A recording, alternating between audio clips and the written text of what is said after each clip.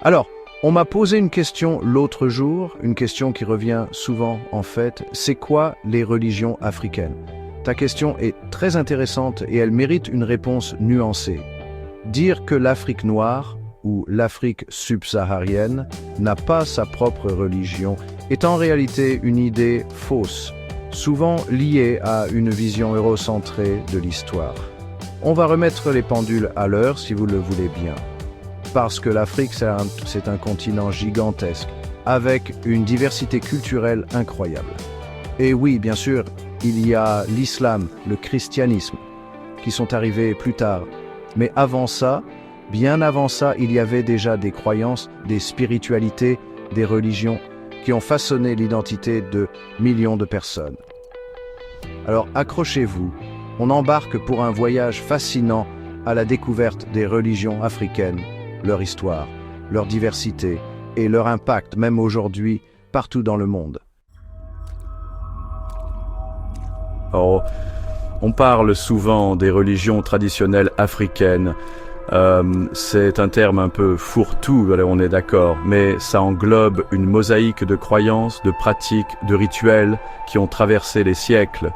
Imaginez, bien avant l'arrivée des religions monothéistes, les peuples d'Afrique avaient déjà leur propre Dieu, leur propre mythe, leur propre façon de comprendre le monde et l'au-delà. On retrouve souvent des points communs, l'importance de la nature, le respect des ancêtres, la présence d'esprits, bons ou mauvais. Il y a souvent un Dieu créateur, parfois plusieurs, des divinités liées aux éléments, aux animaux, aux plantes. C'est un rapport au sacré très puissant, très ancré dans le quotidien et surtout très varié. Du coup, difficile de faire des généralités. On peut citer le vaudou bien sûr, l'animisme, le culte des ancêtres, les religions Yoruba, Akan, Bantu. Chaque ethnie, chaque région a développé sa propre spiritualité avec ses codes, ses symboles, ses cérémonies. Alors pourquoi est-ce qu'on en parle si peu? Pourquoi ces religions sont-elles souvent méconnues, voire méprisées? Première raison, et c'est une évidence, la colonisation.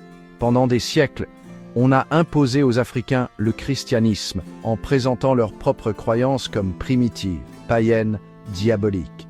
Deuxième élément, l'islam, qui s'est propagé en Afrique bien avant le christianisme, d'abord par le commerce, puis par la conquête. Aujourd'hui, l'islam et le christianisme sont majoritaires sur le continent. Mais attention, ça ne veut pas dire que les religions traditionnelles ont disparu. Elles ont souvent été pratiquées en parallèle, en secret, ou alors elles se sont mélangées dans les nouvelles religions, créant des formes de syncrétisme fascinantes. Dernier point, et c'est important, ces religions sont souvent orales.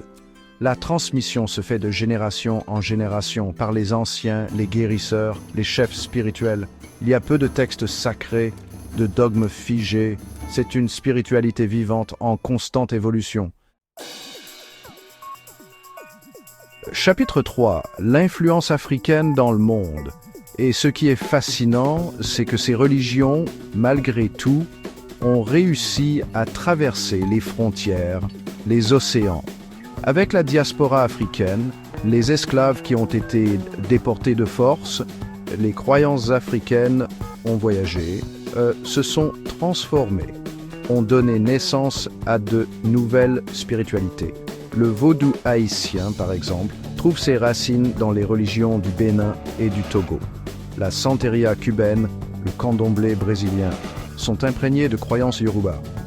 On retrouve des éléments de ces spiritualités dans la musique, la danse, la cuisine, la médecine traditionnelle. C'est la preuve que la culture africaine, même lorsqu'elle est opprimée, a une force incroyable, une capacité de résistance et d'adaptation exceptionnelle. Conclusion. L'Afrique noire a bel et bien ses propres religions, très riches et anciennes.